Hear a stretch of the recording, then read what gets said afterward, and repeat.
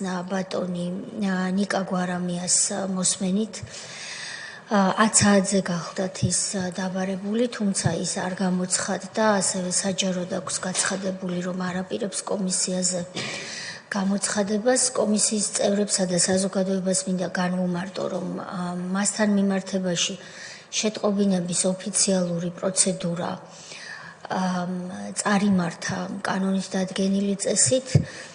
მან თავადვე დაადასტურა, რომ მისთვის აბსოლუტურად ზედმიწევნით იყო ცნობილი იმის შესახებ, რომ დღეს 8 აპრილს 10 საათზე უნდა გამოცხადებულიყო კომისიის წინაშე და სახეზეა მისი გათვითცნობიერებული გადაწყვეტილება, რომ არ მოსულიყო სხდომაზე. შესაბამისად, გთავაზობთ დავაყენოთ კენჭისყრაზე საკითხი ნიკა გვარამიას საქმის საქართველოს პროკურატურაში გადაგზავნის შესახებ, ვინ არის მომხრე. სამდივნოს ვთხოვ, რომ დღის ბოლომდე, სხდომის დასრულებამდე ნიკა გვარამიასთან დაკავშირებული დოკუმენტები შეკრიბოს და დადგენილი წესით მოამზადოს მისი საქმე პროკურატურაში გადასაგზავნად. ჩვენ გვაქვს წინა კვირიდან დარჩენილი საკითხი, რომელიც ეხება გივით არგამაძეს.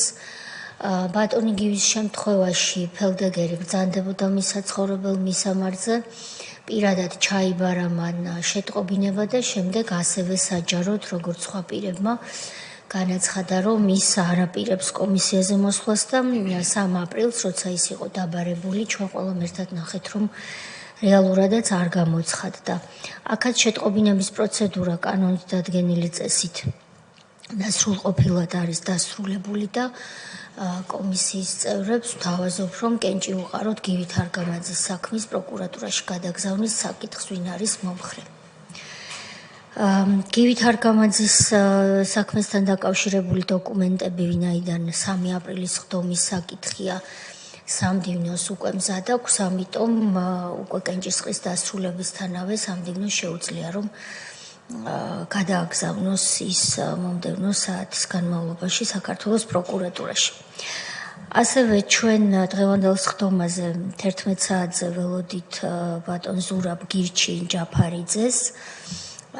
შეტყობინების პროცედურა აქაც არის დასრულებული და მან გუშინ, როგორც სამდივნო გვატყობინებს, ოფიციალურად მოიწერა სამდივნოს ოფიციალური არხებით საყვედური, რომ ვაწუხებთ მას, იმიტომ რომ მან ბევრჯერ განაცხადა, რომ ის არაპირებს კომისიის წინაშე გამოცხადებას არც დღეს და არც მომავალში. შესაბამისად, აქაც შეტყობინების პროცედურა დასრულებულია და ვაყენებ კენჭისყრაზე საკითხს, რომ ზურაბ გირჩი ჯაფარიძის საქმეც გადაეგზავნოს შემდგომი სამართლებრივი შეფასებისა და რეაგირებისათვის საქართველოს პროკურატურას, ვინ არის მომხრე.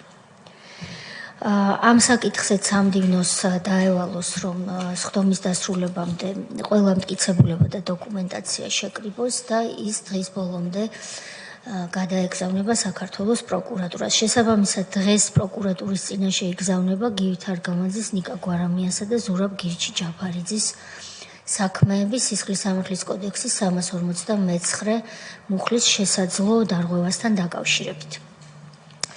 მეგობრებო, დღეს ჩვენ გვაქვს ორი საქმე განსახილველად.